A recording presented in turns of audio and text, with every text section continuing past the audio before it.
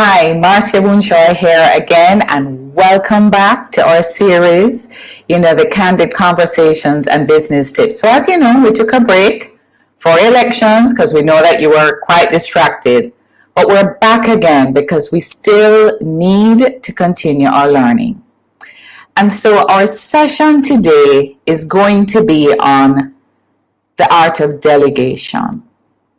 And right now, as most of our teams are now working remotely, it becomes even more important for us to delegate, because this is now when we're going to have to trust that the work that our teams are doing at home, they're doing it and doing it as effectively and efficiently as possible. Because as businesses, we still need to maintain the level of productivity and profitability. So I'm going to go through the session today looking at the art of delegation, because not everybody masters this. We find that many leaders are still trying to do all the work for their team and are not being as effective in the process, and therefore gaining all the benefits of delegation. So I'm going to go through them. So the first thing I want us to recognize is, why should we delegate anyway? So I'm going to go through 6 main reasons why we should delegate before I go through the rules of delegation. And the first thing is to give yourself more personal time. Many of us have become slaves to our businesses, and as we're growing the businesses, what we're finding is that it's taking up more of our time. John Maxwell says, if you want to go fast, go by yourself. But if you want to go far, you have to walk with others. And so you will need to leverage the people in your company to allow you to be able to do what is most effective for you to do. So it's to give yourself more personal time. It's not meant for you to be doing everything in the business. Some of us have become the master of doing everything, head cook and bottle washer. The second reason is to give yourself the opportunity to do more and therefore to achieve more. Now, if you are the leader, you shouldn't be doing everything.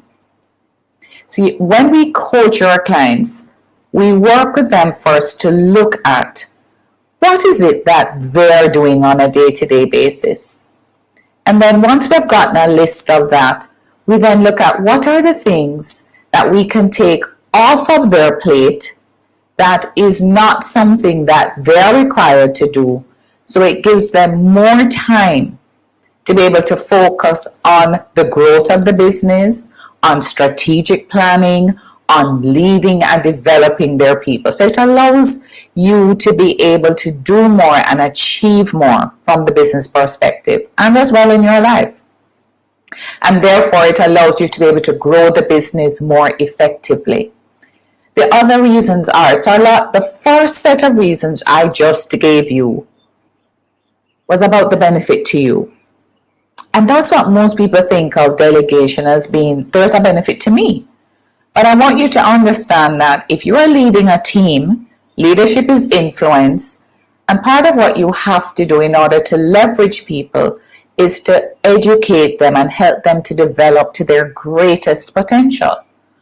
Which means another role of delegation is to improve the productivity and efficiency, not only of yourself, but of your key people. So there are people reporting to you. And you want to help them to develop their own skills to allow them to grow and to develop to their full potential. So by improving their productivity and efficiency, you are helping them to grow and develop themselves, because you are teaching them how to accept more responsibility. Because the reason why we're not letting it go in us, we think that, oh my God, if I give it up and give it to someone else, they're never going to be able to do it as good as I am, and the whole business is going to fall down. And that's not true. So part of delegation is to help your team to accept more responsibility and therefore to become more valuable to you. because they are achieving the desired outcomes in the business. So let's look at the key steps of delegation, and I want to go through them. So the first step of delegation is this. Before you delegate, use this test. And I want you to think about it. What is the absolute worst that could happen if I delegated to them? And can I live with that? Because sometimes we think that even if it isn't done exactly at this way, that the whole business is going to fall down. And I want you to think through it first. Is this a task that if I delegated it and it wasn't done to the perfection or to the way I wanted it, could I live with the worst thing that could happen? Because if that is so, then you may want to say, okay, yes, I'm willing to look at delegating this task. Now, what is the cost of not delegating? Now, this is the important one. And I've seen many a business owner that we've approached to coach or have come to us for coaching, and they're approaching what we call burnout. They're exhausted. So what is the cost of not delegating? So I want you to compare the cost to you of your time per hour. Now, this is a concept I want you to grasp, and it is this. What is your hourly rate?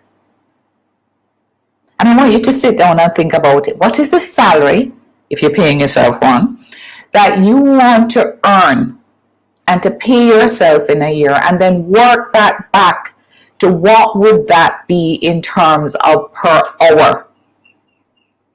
So what is the cost to you of your time per hour versus the cost per hour of a team member doing the task? So remember, the salary that they're earning and their hourly rate versus yours. And compare that. Or even if you got somebody else to do it, maybe you outsource the task. And then decide if the job should be delegated or not. And one thing I learned very early is this. I am not going to do anything that is not worth my hourly rate. Because one thing you need to value is your time. As a business owner, you need to think about, what are the things that I, as the owner, should spend my time working on that is worth my hourly rate? I'm going to tell you what some of them are. You are strategic. You need to be planning. You need to be ensuring that the marketing and positioning of the brand is being done. I don't mean you to do it, but that's a very important role of yours. You need to be also managing the KPIs within your business. That is, what are the outcomes? You need to be looking at the profitability indicators, the efficiency indicators, productivity indicators. You need to have a dashboard that you're reviewing. And then the other thing you need to be doing as an owner is spending time ensuring that you have the right people in the right seats on the bus and that you're training and developing them. So you need to be focusing on what are your priority issues. What are the things that you as an owner need to focus on? And everything else should come off of your plate. Now, I know in the beginning it's going to be hard to do that as you're building the business. But as you slowly build the business, one of the things you need to be doing is starting to remove from your plate. If you outsource some functions, if you even have somebody come on part-time, but you need to be taking some things that are not worth your hourly rate, giving it to someone else that you could pay less so that you can focus, not go off and kick yourself off, kick up your foot and lie on the beach now. That's not what I'm saying. But so that you can use that time now to develop and to grow the business and to plan high priority items. So you need to understand, if you're not doing that, that's the cost of you not delegating, because you are not being as efficient as you should be, and it's costing you. Now, the third step is this. Let's look at the process of delegation to a staff member. So I'm going to go through these key things. Follow this process. Before you delegate anything, you need to have a clearly defined set of policies in place that the staff member can refer to for guidance. So if you are going to ask them to do a task, then you have to be clear, first of all, on how the task must be done. You need to have a policies, you need to have the process around it. And so if you cannot, in your own mind, start first in your mind and it doesn't remain there, you then need to document it. So before you delegate it, step is you write it down step by step, how this task is to be done, what the outcomes are, and by when things have to be done. So set a policies and rules that the staff member can refer to for guidance. That's how you delegate. Then the next thing is you have to ensure that the person has the necessary skills and ability and training. Now, I need to be clear on this. If it is something that requires them to use a spreadsheet properly, please don't go and delegate to someone who has no idea how to use Excel. Or if it is that you need them to prepare a presentation, they don't know how to use PowerPoint. So it's important that you delegate the task to someone who has the skills and the training needed to do the task. And if they don't, then you need to spend some time, and yes, work once, get paid forever. You're going to have to sit down and train them. Train them on how you want the task to be done. Upskill them, teach them how to do it so that they can do the task properly. So give them and then let them know what resources are available to them. Where can they go? What can they look at? What site can they go to? What book should they go? Which person can they lean on to help them? It's important, folks, that we do not delegate to someone who doesn't have the skill to do it and you don't train them, because that is what we call abdication, and that leads to a lack of trust, because what the employee then starts to think is that you set them up. And by the way, I'm going to tell you something. The opposite of delegation is abdication. And when you abdicate, what you're actually doing is setting up the person because you haven't given them the task, a task that they have the skills to do. And if you didn't define how to do it, if you didn't sit down and actually write it out and frame out exactly the process they're to follow, then they're going to say, you set them up. You gave them unclear instructions and they didn't have the skills to do it. And then the third thing is give them the responsibility to take the action required. So once you have defined the rules, you have laid out the process, you have given them something to refer to, very important, get it out of your head. You're giving them the skills and the training needed to do the task. Then you give them the responsibility to take the action required to complete the task. So you let them know that now that I've taught you, now that I've clearly defined it, we have sat down and I've gone through it, which means you need to clearly communicate, and how you know that you have clearly communicated is because you're going to ask them to confirm that they understand everything that you have said, and you ask them, are there any questions that you have? That is important in the thing called communication. So when you're delegating something, remember, you want them to do the task as good as possible. It's your responsibility, therefore, to make sure that you have clearly set out all of these things. And then once you have trained them, once you have gone through the process with them, once they have repeated to you, that's another way to ensure they understand that they can repeat to you what you have said, and you have asked for clarification, then now you know that they are clear on what is expected. So now you give them the responsibility to take the action required. Another very important part of this as well is that you now need to let them know when you delegate something to them, by when. So remember, in leadership and in getting anything done in any company and to be productive and efficient, it's who does what and by when. So you have just defined in the delegation process the who you have assigned the task to.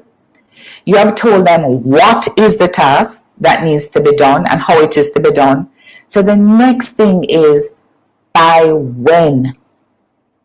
And especially when you have teams working remotely, you need to be clear. So if you're going to assign something and you're going to have them and they're working remotely, you need to be clear that the procedures are clear, the process is clear, they have all the tools necessary to do it, and then the missing ingredient is by when should you complete the task.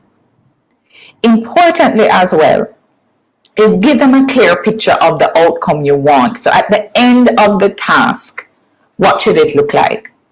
So for example, I had a manufacturer, a printery that I was coaching.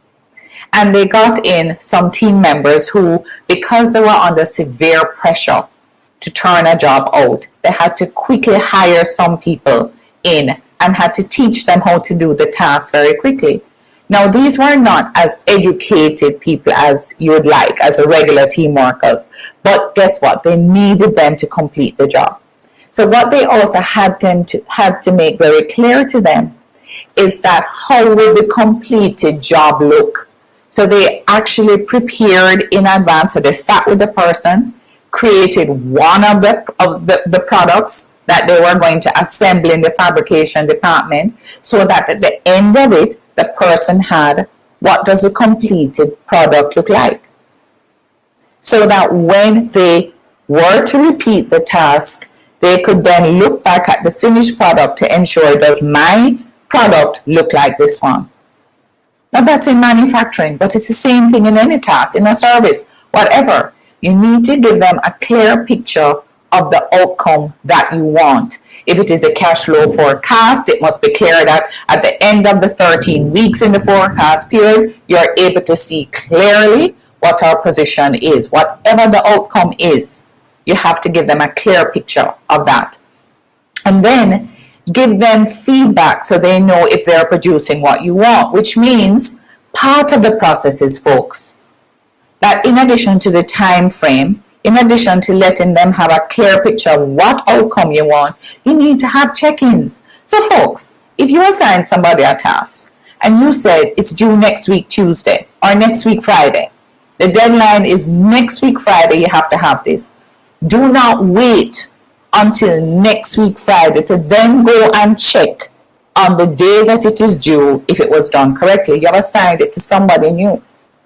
You have assigned it to somebody who is not used to doing the task. So what you need to do is say to them first, do a draft of this first, submit it to me so I can look at it to ensure that it is correct before we actually complete. So what you're doing is you're going to have check-ins. And what that allows a person to feel is a level of trust. Trust that, you're not just leaving me out here by myself trying to figure out how to do this thing, but instead you're going to have check-ins to ensure that I'm doing it. You can correct me along the way, so by the time the task is finished, it will be done the way you wanted it. So folks, do not just leave the process to the person. So step 4 in delegation is keeping control, and there are 2 levels. You can have level 1, where the team member is asked to look at all the options before they then make a decision and report back to you for your final okay. So remember, you've taught somebody, you're delegating things. Now you can have situations where you can say to persons, okay, I'm delegating this area or task to you. And sometimes, and in that process, you'll have to make decisions. But before you make decisions, I want you to come back to me on your final options, and then I will give you my okay before any action is taken. So remember, what you're trying to do is help to develop them. So what you're saying is, give me all the options. Remember in leadership, if you keep telling people exactly what to do, then you will forever be doing the task yourself. Forever. They're going to keep coming to you. What I must do, what I must do, what I must do. So as leaders, we have to be helping people to think on their feet, giving them the skills and the training, giving them the confidence and saying, listen, I want you to come to me. I'm delegating this to you. And sometimes in this, there'll be a number of options that you'll be faced with. And what I want you to do is before you make a decision, come to me. So what you're saying is think on your feet and come to me with the options. I am not going to be the one giving you the ideas. You come to me with the options. And then I will review with you before any action is taken and I will give the final okay. Then there is the level 2 where you keep in control.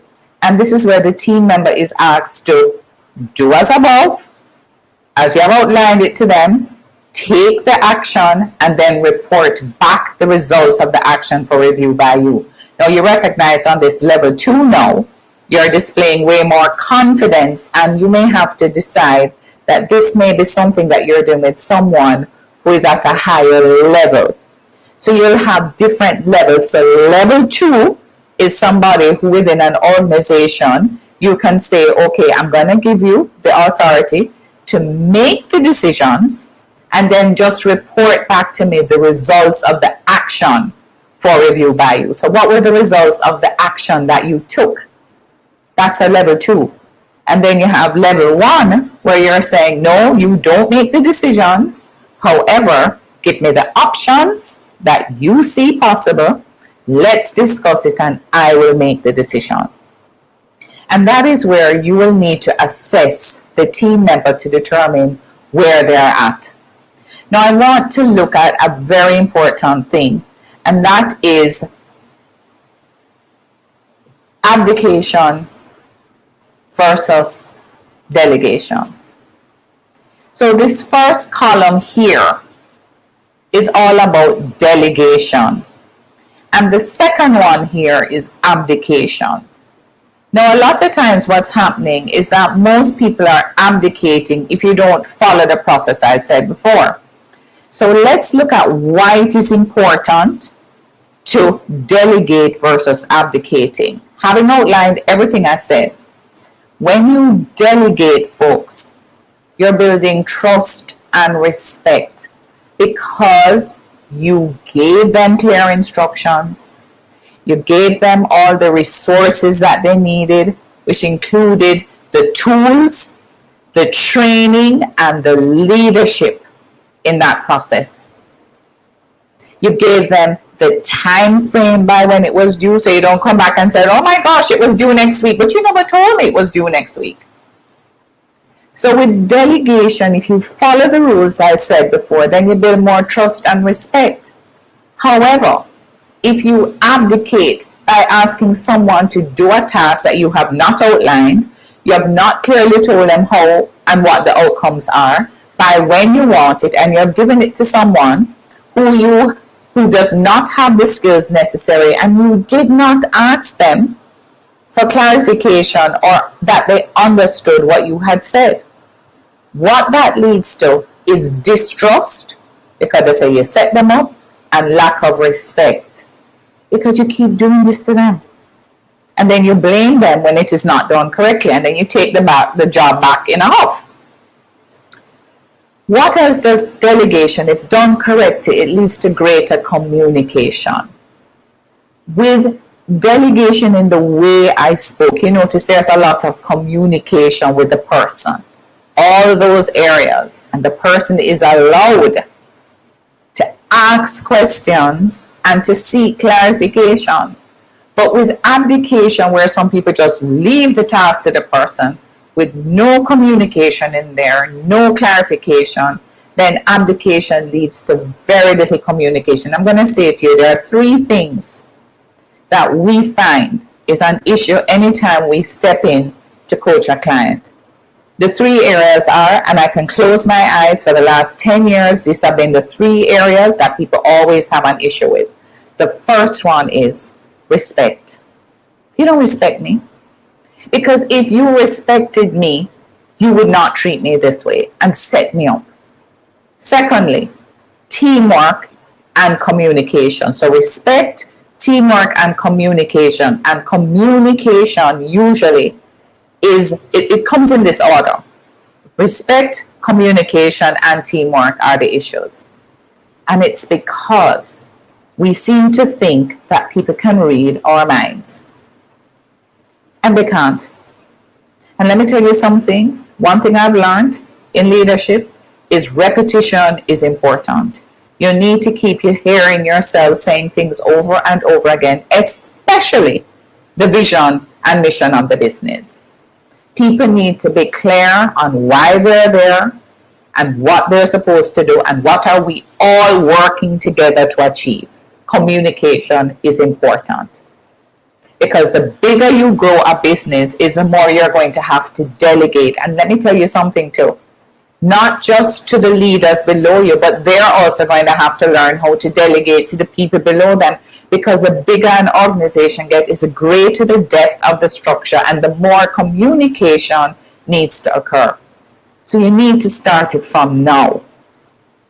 Third reason is higher productivity. Now, folks, if I said to you that you have greater communication, the person is clear on what it is that you're asking them to do, they have a roadmap to follow, they know that they can come to you if they have any questions, they know by when they need to complete the task, and they also have check-ins to ensure that they're on the way, then what will happen is that you have a more productive person. So think about right now in COVID.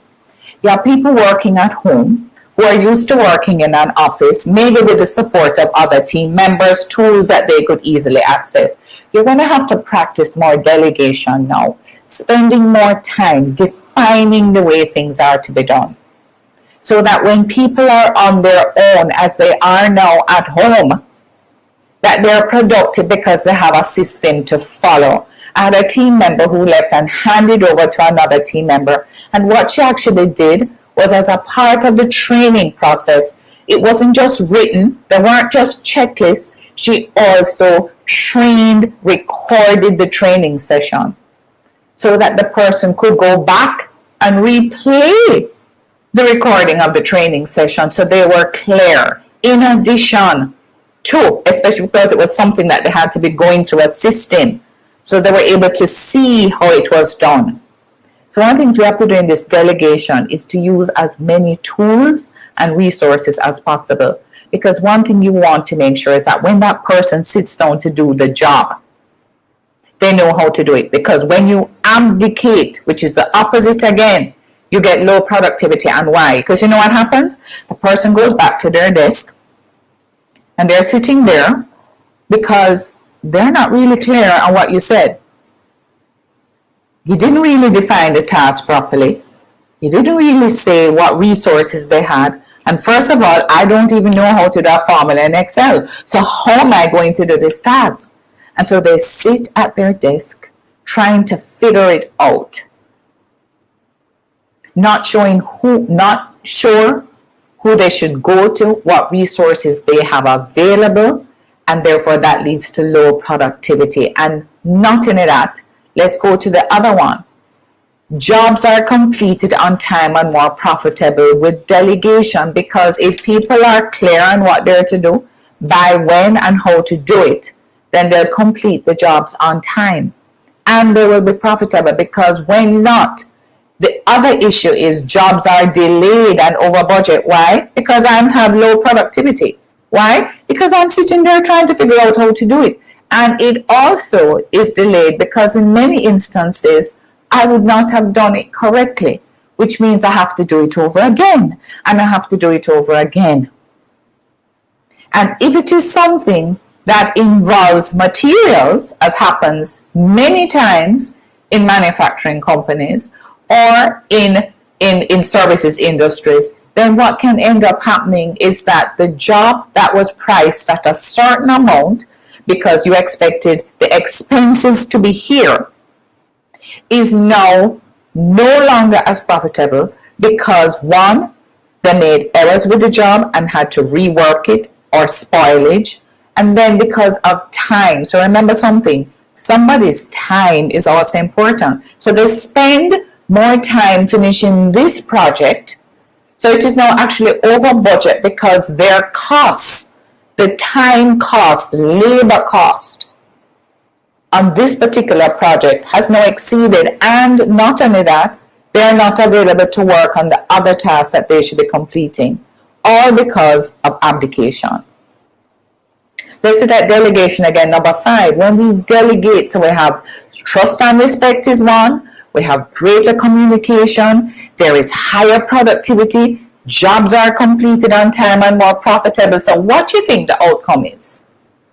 Because remember, you're running a business, and the purpose of the business is so that you can serve your customers and give them the service and the products that they expect and even exceed that. And so as a result, you end up with happy clients. Now, let's look at abdication. So let's look at all the things that have occurred so far. There's distrust, lack of respect, very little communication. They're afraid to go back to you to ask questions because they may feel stupid because you didn't even give them the option in the first place. The third one is they have lower productivity. The fourth one is jobs are delayed and over budget, and as a result, it leads to number 5. We now have disgruntled clients, people who are not happy with us because of how long it took to complete the task, and that the jobs are delayed.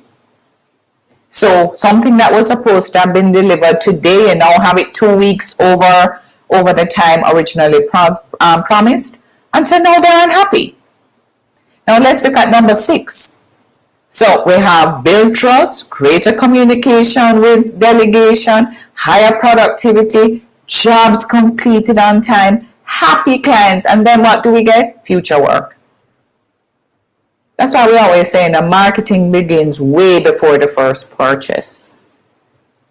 Because how well you do your job, how well you provide your service, how happy your clients are determines whether they come back again and become what we call raving fans and tell others about you. Yeah. So we need to remember that everything rises and falls on our leadership. Our leadership. It starts with us first. Are we abdicating and leaving our people to flounder out there? And then when you have unhappy customers and no work, you blame the team? Or are we taking ownership, accountability, and responsibility and being the leaders who say, listen, I'm going to make sure that I delegate to my team so that we can develop them to their highest level of productivity so that we can be profitable and have happy customers who will refer others to us, and they will also keep coming back again and again. Because with abdication, trust me, when you have a disgruntled client, they will never return and they'll tell others to never do business with you again. So folks, what I want us to understand is this, that when we delegate instead of abdicating, what we end up with is greater synergy on the team. We have things coming together where people are gelling, where all of our team members are in sync, and everything is geared towards delivering to the customer as efficiently and effectively as possible, because that's the bottom line. And not only that, remember that in the process of delegating, it's not just about you. Yes, it's going to create more time for you, which is what most people focus on. But remember, the main purpose of delegation, which is a part of developing leaders, and developing people is so that you help them to become best them that they can be, because you are teaching them how to do new tasks. You're showing them how to do it correctly. You're helping them to become way more productive. And not only that, you're showing them how to take responsibility. And then with all of that, you're showing that you trust them.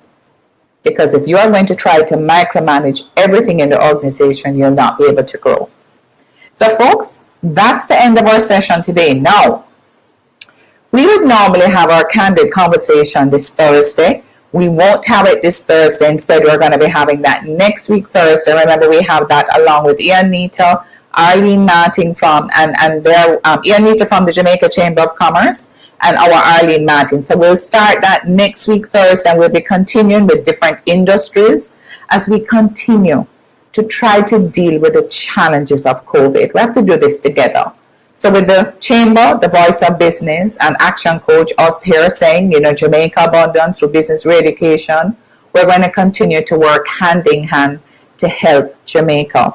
So I want to invite those of you who have not yet been to any of our coaching programs to join me this Thursday at 2 o'clock for our 7 must-dos to grow your business during challenging times. Now, folks, everybody is trying to figure out how to get through this. So I'm going to make sure that we send a link out. As a matter of fact, it's in on our Facebook page everywhere. It's on our emails. So if you had signed up for this, you're in our database as well. If you knew about this program, but we have all our posts running. So folks, at 2 o'clock on Thursday, September 17th, join me for the 7 must-dos.